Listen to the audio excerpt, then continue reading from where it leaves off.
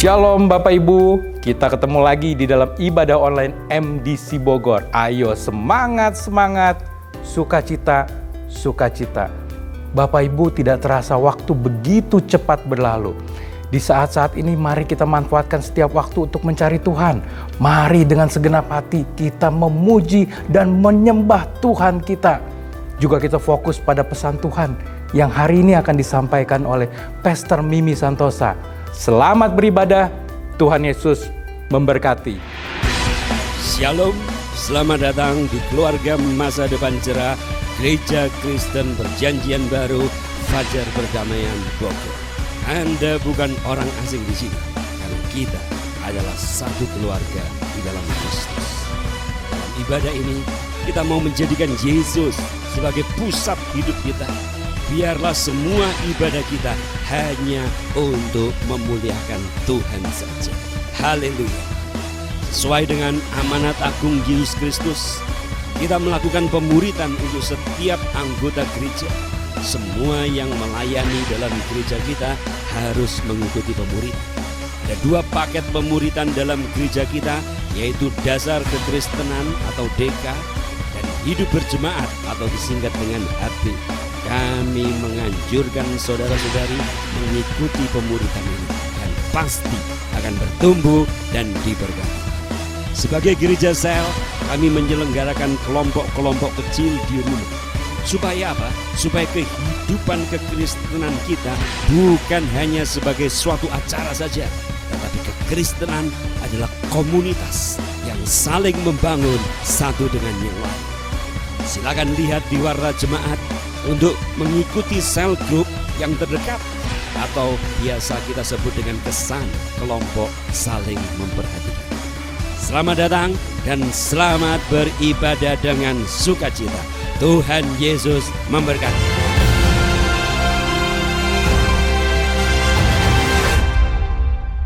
Shalom Bapak Ibu Saudara terkasih. Wah, saya melihat Bapak Ibu siap memuji Tuhan. Amin.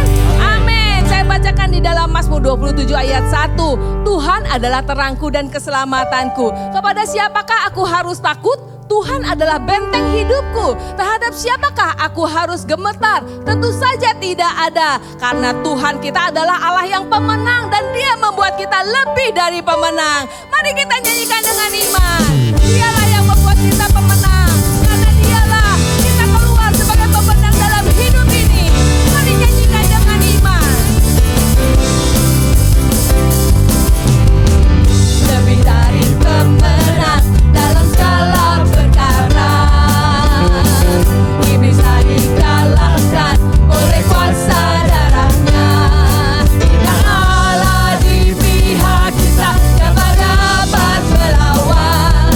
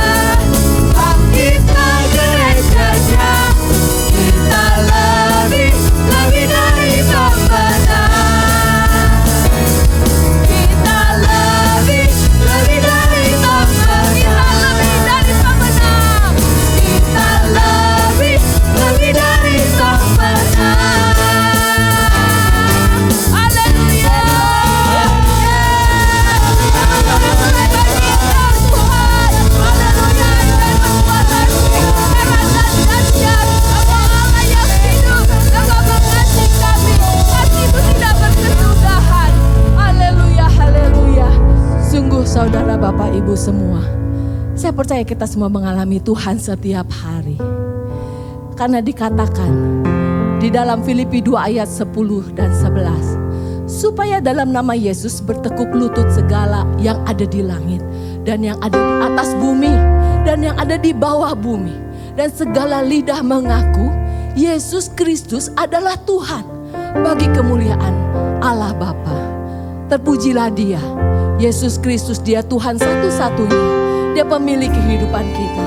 Mari kita beri penyembahan yang terbaik buat Tuhan, memberi hati kepada Dia, sebab itulah yang menyenangkan hati Tuhan. Memandang kemuliaan Tuhan, Imam besar, Maha Agung Engkau Yesus Kristus.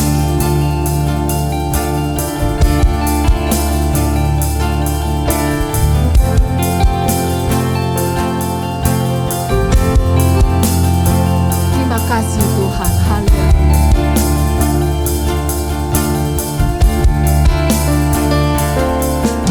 Ku pandang kemuliaan-Mu, Imam besar Maha Agung. Kaulah pemilik hidupku, Yesus Kristus Tuhan.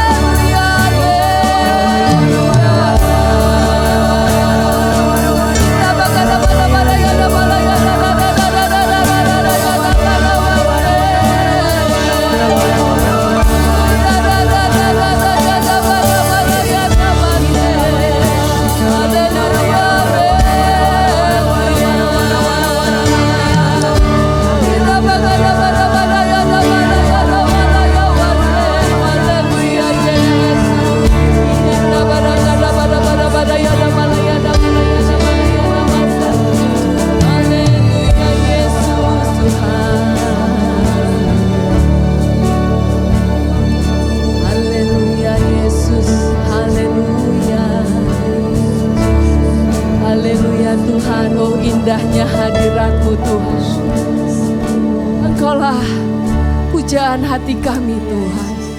Kami merasakan ketenangan, kedamaian di dalam hadirat Tuhan. Kami mengucap syukur kami punya Allah yang dahsyat dan ajaib. Yesus Kristus, Engkaulah Tuhan pemilik hidup kami. Engkau menguasai alam semesta. Kami naikkan pujian penyembahan kepadamu. Biarlah hatimu disenangkan Tuhan. Selamanya Engkau Tuhan dan Raja kami. Terima kasih Tuhan. Dalam nama Tuhan Yesus Kristus, haleluya. Amin. Ya saudara, kita sudah memuji dan menyembah Tuhan. Saatnya kita akan mendengar pesan kebenaran firman Tuhan. Mari kita berdoa terlebih dahulu. Tuhan Yesus, terima kasih untuk saat di mana kami boleh mendengarkan pesan-Mu. Berbicaralah ya Bapa kepada setiap kami. Urapilah hamba-Mu ini yang tidak ada artinya apa-apa Tuhan. Hamba hanya memohon urapan-Mu. Semua kami yang mendengar juga diurapi. Tuhan, biar Engkau meteraikan dengan kuasa Roh Kudus-Mu. Dalam nama Tuhan Yesus kami sudah berdoa. Amin. Saudara, pada hari ini saya akan membawakan tema memuliakan Tuhan. Sesuai dengan tema besar kita, hidup bermakna. Dalam musim pandemi seperti ini, saya sudah membawakan tentang kerajaan yang tidak tergoncangkan, belajar hidup cukup supaya hidup kita bermakna. Dan yang ketiga ini adalah memuliakan Tuhan. Pada masa lockdown seperti ini, pasti ada saudara yang sudah merasa jenuh, merasa bosan, merasa hidupnya biasa-biasa saja. Itu sebabnya kalau saudara melakukan seperti yang kemarin, kerajaan tidak terguncangkan, belajar hidup cukup, sekarang memuliakan Tuhan, saya yakin hidup Anda menjadi bermakna. Mari kita lihat apa itu memuliakan Tuhan. Tujuan hidup manusia, apalagi yang sudah ditebus oleh darah Yesus, mau tidak mau saudara harus memuliakan Tuhan. Seperti dalam 1 Tawari 16 ayat 29a mengatakan, berilah kepada Tuhan kemuliaan namanya.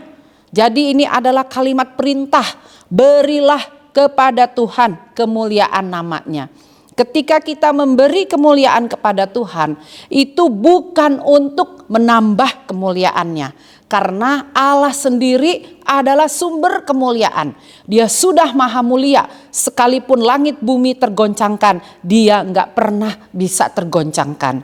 Dan kemudian kewajiban kita sebagai manusia, apalagi yang telah ditebusnya, maka kita harus memberikan kemuliaan yang memang menjadi miliknya saudara.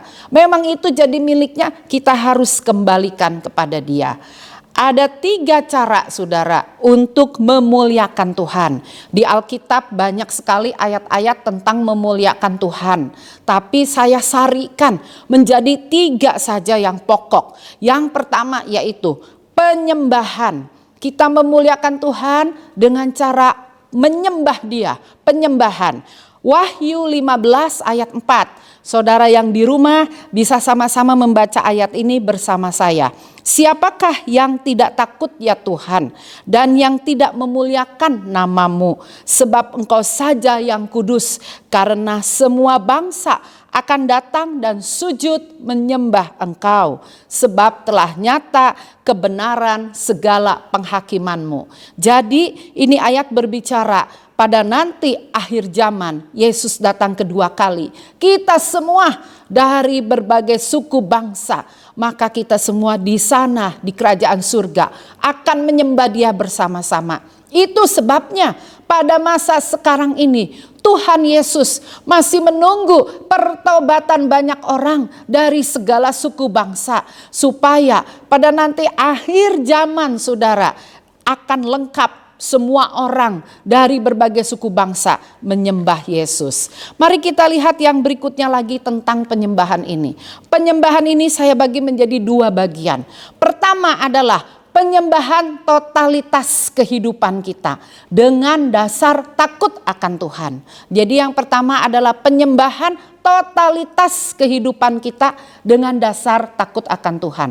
Apa itu yang dimaksud totalitas? Saudara bisa melihat pada gambar yang ada tertera, yaitu saudara kita lihat di sini, kalau saudara lihat panah Yang putih ke atas, saudara, itu artinya seluruh area kehidupan kita itu benar-benar terarah kepada Tuhan, takut kepada Tuhan. Area kehidupan kita itu, saudara, ada 8. Pertama adalah spiritual, termasuk di situ hubungan kita dengan Tuhan ataupun pelayanan dan sebagainya. Kedua adalah pernikahan kita, atau yang belum menikah, family, keluarga kita. Yang ketiga adalah kesehatan. Yang keempat, keuangan. Yang kelima, pendidikan atau pekerjaan kita. Yang keenam, relasi sosial. Yang ketujuh, intelektual, skill atau talenta kita. Yang kedelapan, hobi atau rekreasi. Nah, saudara, ini yang disebut 8 area kehidupan kita. Bila 8-8-nya ini panahnya sama seperti yang putih itu, maka kita akan menjadi orang yang seimbang. Satu dengan yang lain akan saling menyeimbangkan, menguatkan. Tetapi bila panahnya itu jadi melenceng, saudara lihat di gambar itu, dari yang putih jadi merah, saudara. Nah, pada saat jadi merah itu melenceng, ada yang ke kanan, ke kiri, ada yang ke bawah, ada yang miring sana, miring sini. Itu berarti, saudara, penyembahannya belum totalitas. Dan itu biasanya menimbulkan masalah.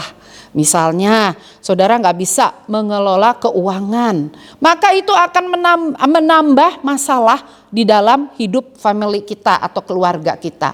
Akan menimbulkan masalah dalam relasi sosial kita. Karena saudara nggak bisa mengelola keuangan yang mencukupi atau yang mandiri. Bila saudara juga misalnya tidak bisa merawat kesehatan tubuh saudara.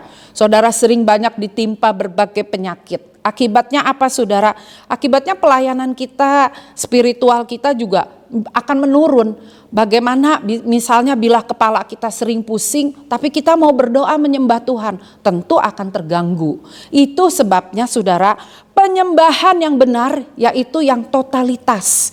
Jadi 8 ini kita jalankan dengan rasa takut kepada Tuhan. 8 area tersebut. Kemudian yang kedua yaitu penyembahan lewat mulut kita. Lewat mulut dan tubuh. Seperti misalnya nyanyian pujian, tarian, bahasa roh, bermazmur. Bermazmur itu kata-kata pengagungan bagi Tuhan, bahkan bisa dinyanyikan. Kemudian syukur dan korban syukur. Kita berterima kasih kepada Tuhan karena perbuatan-perbuatannya yang baik. Lalu kemudian kata-kata berkat. Di dalam Matius 21 ayat 9 dikatakan waktu Yesus masuk ke Yerusalem menaiki seekor keledai, maka orang-orang, saudara, pada menaruh daun palem sambil berteriak, Hosana, Hosana, bagi Dia yang maha tinggi yang datang dari Tuhan. Nah, saudara, itu adalah kata-kata berkat bagi Yesus Tuhan kita. Kemudian pengakuan iman. Saudara, di ibadah harian sering ada pengakuan iman rasuli. Saudara, di situ dibilang, aku percaya kepada Allah Bapa, Khalik langit dan bumi, dan seterusnya. Itu contoh dari pengakuan iman. Jadi, saudara, bentuk-bentuk ini dari mulai nyanyian sampai pengakuan iman adalah bentuk penyembahan kita kepada Dia lewat mulut dan tubuh. Jadi yang pertama tadi totalitas kehidupan kita, yang kedua lewat mulut dan tubuh. Kemudian, saudara, memuliakan Tuhan itu dengan cara apa lagi? Yaitu seperti dikatakan dalam Matius 5 ayat 16. Dengan cara perbuatan baik yang kita lakukan. Itu memuliakan Tuhan, saudara. Mari kita baca bersama-sama. Yang di rumah juga bisa baca bersama saya. Demikianlah hendaknya terangmu bercahaya di depan orang. Supaya mereka melihat perbuatanmu yang baik dan memuliakan Bapamu yang di surga. Di sini ada dikatakan perbuatan baik kita harus sampai bisa dilihat oleh mereka. Ini bukan maksud untuk sombong-sombongan atau untuk pamer perbuatan baik. Ini ada sebab-sebabnya. Mari kita lihat kepada perbuatan baik ini. Yang pertama yaitu perbuatan baik kita bukan untuk keselamatan. Jadi kalau saudara yang suka berbuat baik atau pada saat berbuat baik, wah pasti nih Tuhan ampunin dosa saya. Pasti saya nanti hidup saya tuh di surga, pasti diterima dan sebagainya. Saudara, salah. Dasar kekristenan mengatakan bukan karena perbuatan baik kita diselamatkan, tapi perbuatan baik kita adalah sebagai bentuk syukur kita kepada Tuhan yang sudah mengampuni dosa-dosa kita. Jadi bukan untuk diselamatkan, tapi bentuk syukur kita. Kemudian perbuatan baik itu juga berhubungan dengan motivasi dan tujuan. Jadi motivasi dan tujuan ini saling berkaitan. Motivasinya pada waktu kita berbuat baik kepada orang lain itu apa? Tujuannya itu apa? Nah itu saudara, seringkali kita harus mengevaluasi diri kita sendiri. Contoh, waktu Maria Magdalena mengurapi kaki Yesus dengan minyak seharga 300 saudara, kalau tidak salah 300 dinar saudara, itu harga yang mahal saudara. Yudas itu bilang di situ, ngapain boros-borosin uang itu? Lebih baik dipakai untuk orang miskin. Ini kelihatannya rohani, kelihatannya bagus saudara. Padahal Yudas itu adalah orang yang mempunyai motivasi dan tujuan gak benar di dalam keuangan. Ternyata dia sendiri sebagai bendahara sering mencuri uang tersebut untuk kepentingan dia sendiri. Jadi saudara lihat, ini yang namanya perbuatan baik harus bisa dilihat oleh orang. Karena kita benar-benar punya motivasi dan tujuan untuk memuliakan Tuhan. Yang berikutnya lagi saudara, dalam 1 Petrus 2 ayat 12. Di situ dikatakan, milikilah cara hidup yang baik di tengah bangsa-bangsa bukan Yahudi, supaya apabila mereka memfitnah kamu sebagai orang durjana, mereka dapat melihatnya dari perbuatan-perbuatanmu yang baik dan memuliakan Allah pada hari Ia melawat mereka. Jadi saudara, rupanya cara hidup yang baik dan perbuatan baik itu berhubungan erat. Perbuatan baik kita adalah kumpulan dari cara hidup yang baik. Dan cara hidup yang baik ini akan membentuk perbuatan baik yang memuliakan nama Tuhan. Perbuatan baik itu jadi dimulainya dari mana? Dari cara hidup kita yang baik. Bisa saja orang tiba-tiba berbuat baik karena motivasi dan tujuan yang tertentu. Kemudian ada juga orang yang berbuat baik, kadang dia berbuat baik, kadang dia tidak berbuat baik. Seperti pasang surut saudara. Nah ini semua saudara, janganlah ada pada kita lagi. Kita belajar berbuat baik karena apa? Karena kita punya cara hidup kita yang baik. Sehingga nanti orang lain di sini dikatakan bangsa-bangsa bukan Yahudi itu nggak bisa nanti akan menghakimi kita. Karena apa? Karena kita sudah mempunyai cara hidup yang baik. Kita lihat lagi, perbuatan baik kita bukan sekedar omong kosong saudara. Kalau sekedar omong kosong semua orang bisa. Kitab Yakobus mengatakan, mari kalau kita punya iman itu lakukan atau nyatakan dengan perbuatan. Jangan hanya sekedar ngomong iman-iman atau rohani-rohani. Kemudian yang berikutnya lagi, bukan untuk cari kedudukan. Nah ini saudara, banyak orang ya, dulu saya melayani anak remaja. Ada anak remaja yang begitu baik di gereja, sampai aktif sekali dan baik. Tapi di rumahnya orang tuanya melapor sama saya. Disuruh cuci piring saja tidak mau. Disuruh bantu sapu-sapu tidak mau saudara. Nah ini namanya cari popularitas, cari kedudukan. Ada orang yang dengan teman-teman di gereja sangat dia loyal. Sangat dia itu memberi dan sebagainya. Tapi kepada saudaranya, familinya sendiri dia begitu kikir, begitu pelit. Nah saudara, inilah yang disebut perbuatan baik kita itu harus benar-benar memuliakan Tuhan. Saya akan tampilkan dulu gambar-gambar dari Margaret Hugh Harry, saudara. Margaret Hugh Harry itu dikenal sebagai ibu dari anak-anak yatim piatu. Mari kita lihat gambarnya. Ini ada di New Orleans. New Orleans itu adalah salah sebuah kota di Amerika. Di sana ada patung Margaret Hugh Harry dengan seorang anak kecil. Itu di situ dikasih judul Mother of Orphan, artinya ibu dari anak-anak yatim piatu. Nah ini saudara, wajahnya seperti ini, dia dengan anak-anak yatim piatu, saudara ya, Margaret Hugh Harry itu saudara. Nah, kita lihat berikutnya lagi, ini adalah kota Baltimore, di mana Margaret itu adalah seorang anak yang miskin. Ayah ibunya hanya merupakan pembantu rumah tangga. Setelah itu mereka meninggal. Lalu Margaret dipelihara oleh pembantu yang lain. Sampai akhirnya dia menikah. Dia punya suami yang miskin juga. Dan punya seorang anak. Pada saat musim penyakit, suaminya dan anaknya tersebut, saudara, meninggal dunia. Sehingga Margaret sebatang kara hidupnya. Pada saat itu, saudara, dia pindah ke New Orleans dari Baltimore. Dia pindah ke sana dan dia bekerja di sebuah hotel. Dia kerja di situ sebagai tukang setrika baju di laundry hotel tersebut, saudara. Nah, dia kebiasaannya cuma menjadi pembantu seperti itu, saudara. Nah, pada saat itu di kota New Orleans itu terjadi pandemi demam kuning atau yellow fever, saudara. Dan di situ banyak orang yang meninggal seperti sekarang ini pandemi ini. Nah, banyak yang ditinggal itu anak-anak kecil sehingga mereka menjadi anak yatim piatu karena ayah ibunya banyak yang meninggal karena pandemi tersebut. Nah, saudara, akibatnya rumah yatim piatu di sana bertambah banyak dengan anak-anak yang sebatang kara. Nah, saudara, pada saat itu si Margaret ini dia sering lihat dari rumah kontrakannya, saudara. Dia sering lihat di situ ada rumah yatim piatu yang agak besar, ada suster-susternya.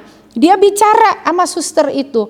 Dia mau minta izin supaya dia pun mau berteman dengan anak-anak itu. Dan dia mau berbuat baik, dia berjanji akan kumpulkan gajinya untuk bantu makan, bantu kasih makan buat anak-anak yatim piatu itu. Nah, saudara, ini adalah gambar Margaret ketika dia sudah menjelang agak tua, saudara ya. Nah, kemudian apa yang dia lakukan dari hasil setrikaannya itu, saudara, menyetrika itu, dia menyewa sebuah kereta kuda dan dia beli itu alat-alat untuk jualan susu segar.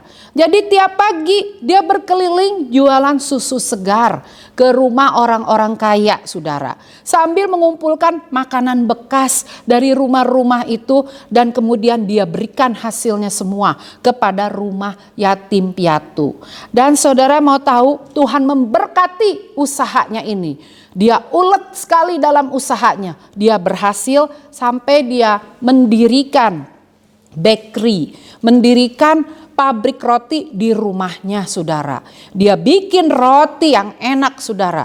Dan rotinya akhirnya terkenal, tambah laris, saudara. Sampai akhirnya, saudara, dia punya pabrik roti yang besar dengan mesin uap pada waktu itu.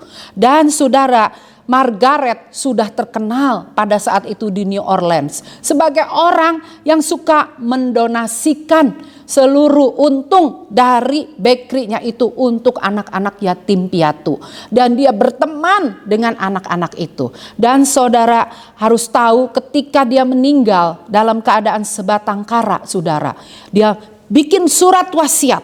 Surat wasiatnya itu menandakan di situ bahwa dia beri semua warisannya untuk anak-anak yatim piatu. Dan saudara, tanda tangannya itu yang luar biasa. Tanda tangannya dari dia adalah cap salib, saudara. Karena apa? Ternyata dia nggak bisa baca, dia nggak bisa nulis, dia buta huruf, saudara, selama ini. Jadi dia tanda tangannya itu cap salib, saudara. Inilah hidup yang memuliakan Tuhan. Sampai setelah dia meninggal 4 tahun kemudian, Universitas Katolik yang ada di New Orleans itu mendirikan patung Margaret dengan anak yatim piatu. Dan patung itu terkenal. Kalau saudara pergi ke New Orleans, pasti saudara akan melihat patung ini, Mother of Orphans. Jadi saudara lihat, inilah contoh hidup memuliakan Tuhan walaupun dia hanya seorang pembantu. Yang ketiga, bagaimana kita hidup memuliakan Tuhan. Yang ketiga, bila kita menyelesaikan pekerjaan yang ditugaskan oleh Bapa di surga. Mari sama-sama kita baca dari Yohanes 17 ayat 4. Aku telah mempermuliakan engkau di bumi dengan jalan menyelesaikan pekerjaan yang engkau berikan kepadaku untuk melakukannya. Siapa saudara yang berkata ini? Ini adalah Tuhan Yesus sendiri yang berkata demikian. Dia mau menyelesaikan tugas yang asalnya dari Bapaknya di surga. Maka saudara, kita sebagai murid Yesus itu kita juga harus mengikuti teladan guru kita, yaitu Yesus Kristus sendiri. Nah, bagaimana caranya kita menyelesaikan pekerjaan tersebut, saudara? Caranya yaitu dengan memberitakan Injil. Seperti yang udah kita dapat selama ini, hidup berbuah. Nah, kemudian juga membawa jiwa-jiwa datang kepada Tuhan. Kita lihat ya, gambar-gambar baptisan di Rwanda. Rwanda itu adanya di Afrika. Ini memang kejadiannya 4 tahun yang lalu, saudara. Jadi belum pandemi. Di situ ada sekitar 110.000 orang yang dibaptis. Karena saking banyaknya mereka dibaptis di laut, saudara ya. Kita lihat ya, pendetanya pun banyak, saudara ya, dikerahkan semua para pelayan rohani, saudara, untuk membaptis orang yang demikian banyak, saudara. Banyak banget sampai mereka berbaris setelah mendengar KKR selama 2 minggu. Saudara lihat ya, itu semuanya sampai berbaris ya. Nah, itu terharu sekali. Banyak orang yang menangis karena 110 jiwa langsung diselamatkan dalam waktu 1 hari itu, saudara ya. Lihat saudara, semua orang memberi diri dari mulai yang muda sampai yang tua ya. Jadi antara 1, 2, dan 3 ini berkorelasi erat. Kalau saudara menyembah Tuhan dengan totalitas juga dari mulut saudara, ketika kita melakukan itu dengan baik, dengan teratur, maka kita pun, hati kita ini akan tergerak untuk berbuat baik yang memuliakan Tuhan. Ketika kita juga berbuat baik untuk memuliakan Tuhan, maka saya yakin dari mulut kita akan keluar ajakan untuk mengenal Yesus yang telah banyak berbuat baik kepada kita. Nah, selama musim pandemi ini, saudara, sudahkah saudara menyelesaikan tugas membawa jiwa datang kepada Tuhan, baik lewat WA atau telepon? Sudahkah saudara memberitakan tentang kasih Tuhan? Banyak orang yang lagi kesusahan. Inilah saat yang terbaik, saudara. Saya ingin saksikan, seminggu yang lalu atau kira-kira 10 hari yang lalu, saya dengan seorang PK ibu dan dengan anak buahnya di Kesan, saudara. Kami mendatangi seseorang yang belum percaya Yesus, seorang ibu juga. Dan ibu ini, saudara, dia menangis. Walaupun mungkin secara materi dia gak kekurangan, dia cukup. Tapi dia punya masalah dengan ketiga anaknya, saudara. Dia sebagai wanita yang sudah agak tua dan dia seorang janda. Dia menangis, dia curhat kepada kami. Di situ saya dan teman-teman dari PK dan anggota Kesan tersebut memperkenalkan siapa Tuhan Yesus itu. Akhirnya kami berdoa untuk mereka. Pada saat berdoa, dia pun menangis, saudara. Dia bilang, aduh, katanya, itu enak amat ya doa. Aduh, hati saya tuh sampai nangis. Hati saya benar-benar merasa perlu. Akhirnya teman-teman saya ini, 2 orang ibu ini, dia bilang, kalau ibu, kalau enci nanti ada merasa enggak damai, kesulitan dan sebagainya, sebut saja nama Tuhan Yesus. Enci curhat saja sama Tuhan Yesus, bilang apa kesusahanmu. Nah, saudara, ini yang namanya kita mau selesaiin tugas Bapak di surga. Nah, bisa kita lakukan, saudara. Enggak harus datang ke rumahnya, lewat WA, lewat saudara calling, lewat video call. Saudara bisa lakukan itu, saudara. Sehingga nanti hidup kita tuh enggak melulu memikirkan, aduh susah ya hidup kita. Aduh susah, aduh gaji saya enggak naik-naik. Aduh saya dipotong gajinya. Aduh ini gimana ya, suami menganggur terus. Nah, saudara, kalau udah begitu, jadinya yang ada apa? Sumpek terus pikiran kita. Mari saudara, kita lakukan. Kesimpulannya, saudara, dalam musim pandemi ini, apa yang sudah Anda lakukan untuk memuliakan Allah? Pertama, apakah penyembahan totalitas dan dari mulut kita sudah saudara benar-benar lakukan secara teratur? Kedua, apakah perbuatan baik dan cara hidup kita yang baik untuk memuliakan Tuhan sudah kita jalankan? Memang kita enggak sempurna saudara, tapi mari ayo belajar ke arah Tuhan, belajar ke arah kekekalan. Yang ketiga, menyelesaikan pekerjaan yang ditugaskan Bapa. Jadi saya bertanya kepada saudara, dari 3 hal ini saudara, mana saudara yang saudara belum rasa atau masih jauh untuk melakukannya? Mari saudara, kita belajar, kita tingkatkan terus ke arahnya saudara. Saya percaya Tuhan pasti membuat hidup kita jadi bermakna. Terima kasih untuk kesempatan ini. Kita pun nanti akan mengangkat perjamuan kudus. Tuhan Yesus memberkati. Saudara, pada hari ini kita telah memuji menyembah Tuhan. Bahkan kita telah mendengarkan firman Tuhan. Bagaimana hidup kita persembahkan untuk memuliakan Tuhan. Pada saat ini juga kita akan kembali mengangkat perjamuan, bukan karena rutinitas kita 1 bulan sekali mengangkat perjamuan, tapi karena kita percaya segala kemuliaan itu hanya milik Tuhan. Bagaimana Dia telah menebus dosa kita, itu pun adalah kemuliaan yang telah dikorbankannya dengan rela menjadi manusia.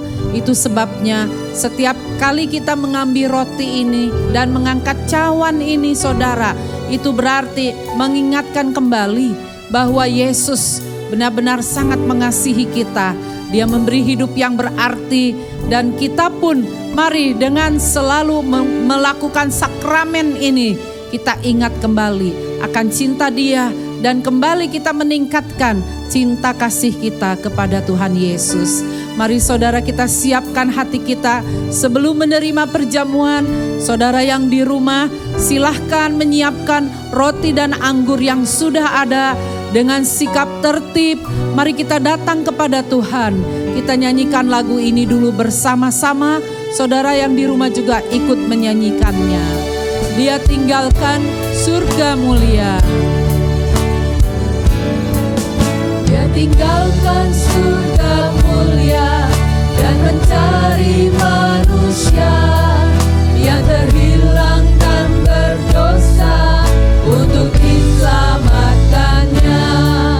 Dia tinggalkan rumah Bapa untuk engkau dan saya, ditebusnya dengan nyawa untuk dimuliakannya.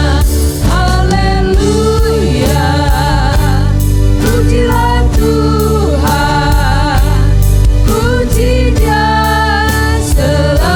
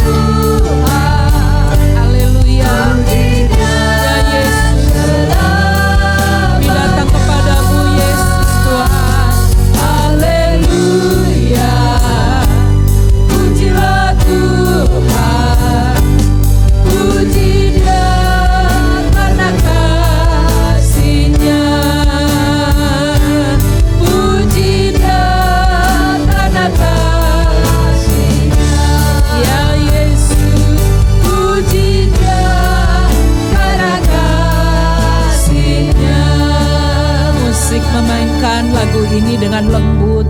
Mari saudara-saudara yang di rumah boleh mengangkat roti pada tangan kanan saudara. Sementara musik memainkan dengan lembut, kita pun semua dengan tertib, mari kita evaluasi diri kita masing-masing dengan Roh Kudus saat ini selama kurang lebih 1 menit. Mari evaluasi apa yang terjadi sekarang ini pada hidup kita. Bagaimana hubungan kita, relasi kita dengan Tuhan Yesus sebagai pribadi yang telah menyelamatkan semua dosa-dosa kita. Mari kita minta ampun atas setiap kesalahan kita dan buat komitmen untuk lebih mengasihi Dia. Yesus Tuhan. Haleluya. Yesus Tuhan.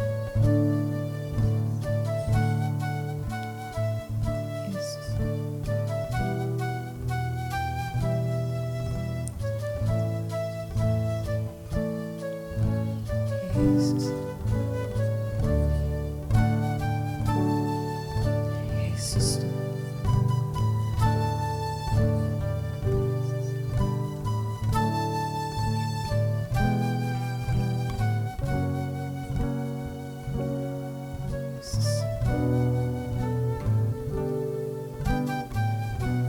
Ya Bapa, ampunilah segala kesalahan kami Tuhan. Ampunilah Tuhan, jikalau kami mungkin mulai sibuk, jikalau kami Tuhan mungkin tidak punya Tuhan waktu bersama Engkau yang tetap, yang berkualitas. Ampuni Yesus segala kesalahan kami Tuhan. Sucikan kami oleh darah-Mu Tuhan. Kami mau ingat cinta-Mu kepada kami. Kami mau datang Tuhan dengan hati yang selalu lapar kepada-Mu Tuhan Yesus. Makasih Tuhan. Terima kasih Tuhan, Kau mengampuni Tuhan. Mari saudara mengangkat roti pada tangan kanan melebihi di atas kepala kita. Sebelum kita memakannya bersama-sama, mari kita dengar bunyi kebenaran firman Tuhan pada malam waktu Yesus diserahkan. Sebab apa yang telah kuteruskan kepadamu, telah aku terima dari Tuhan, yaitu bahwa Tuhan Yesus pada malam waktu Ia diserahkan mengambil roti, dan sesudah itu Ia mengucap syukur atasnya. Ia memecah-mecahkannya dan berkata, inilah tubuhku yang diserahkan bagi kamu. Perbuatlah ini menjadi peringatan akan aku. Saudara, apakah saudara percaya bahwa roti ini adalah lambang dari tubuh Yesus yang dipecahkan supaya kita bersatu di dalamnya? Amin. Bila kita percaya, mari kita memakannya bersama-sama dalam nama Tuhan Yesus.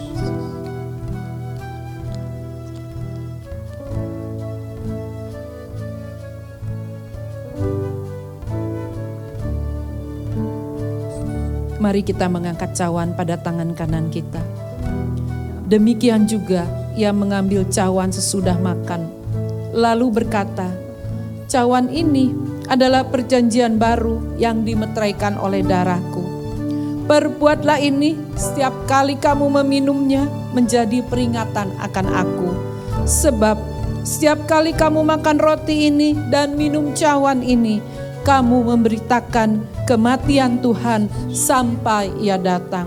Apakah saudara percaya cawan ini adalah lambang dari darah Yesus yang dicurahkan supaya dosa-dosa kita diampuninya? Amin. Amin. Bila kita percaya, mari meminumnya bersama-sama di dalam nama Tuhan Yesus.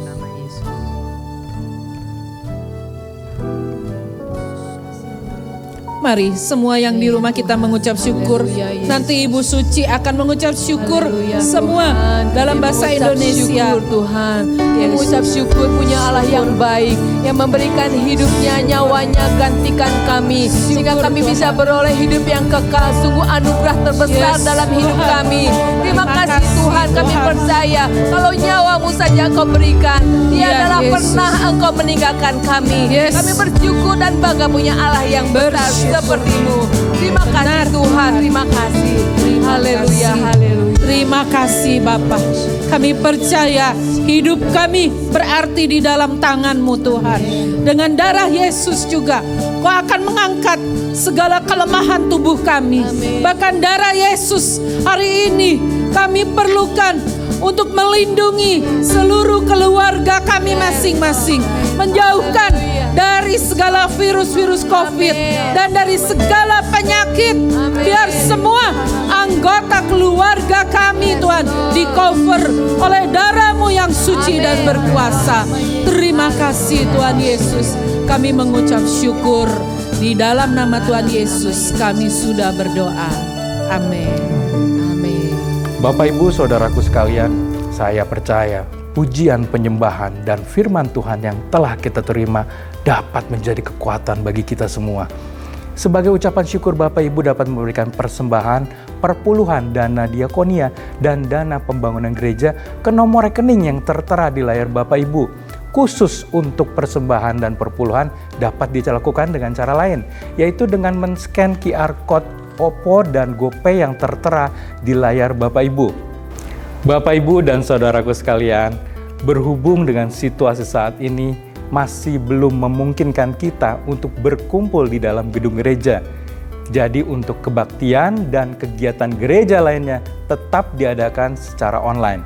Jadi Bapak Ibu, untuk kebaktian tanggal 14 dan 15 November ini tetap diadakan secara online yang dapat Bapak Ibu ikuti melalui YouTube dengan channel MDC Bogor Online.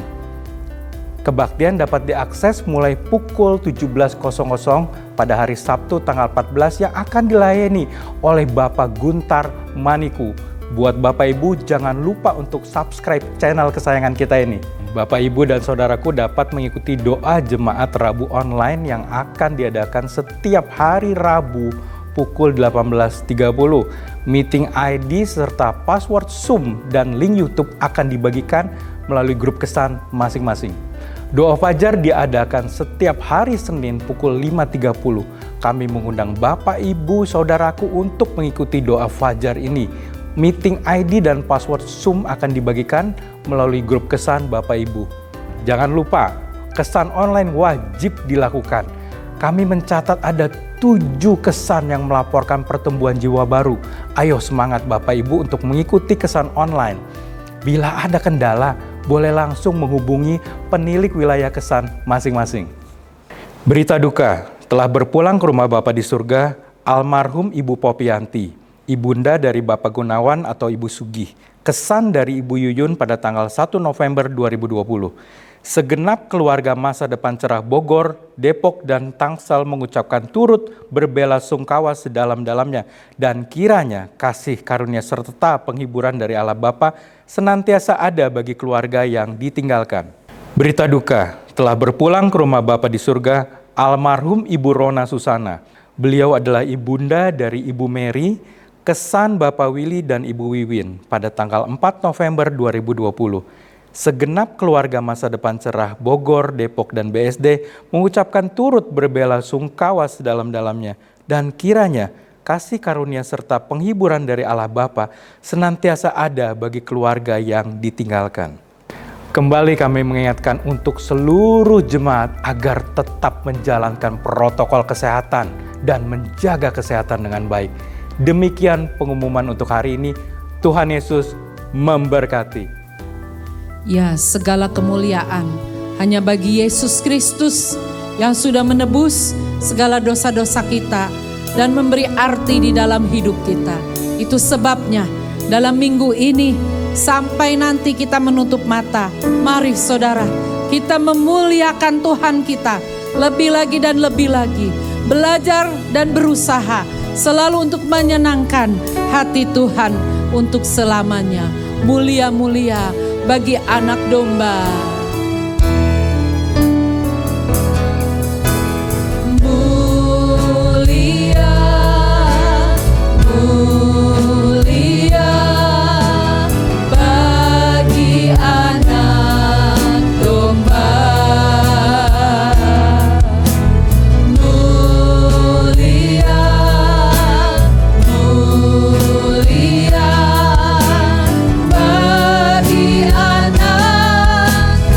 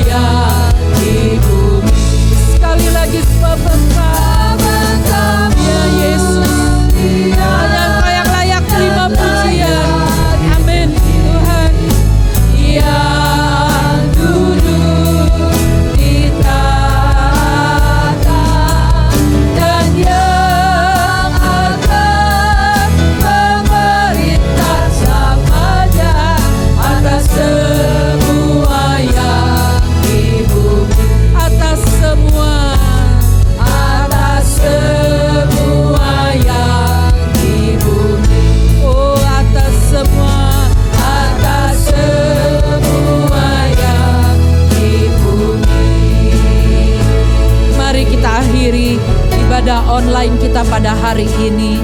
Tuhan, kami sangat mengucap syukur. Kami diingatkan kembali bahwa hanya Engkau yang layak terima segala kemuliaan. Dan setiap hari biarlah dari hidup kami, baik dari perkataan maupun perbuatan dan tubuh kami dan pikiran kami, mengalir sikap memuliakan nama-Mu Tuhan. Tuhan Yesus, ampunilah segala ketidaksempurnaan kami. Kami mau belajar hidup memuliakan Engkau. Terima kasih Tuhan untuk hari ini, pujian penyembahan, firman-Mu Tuhan.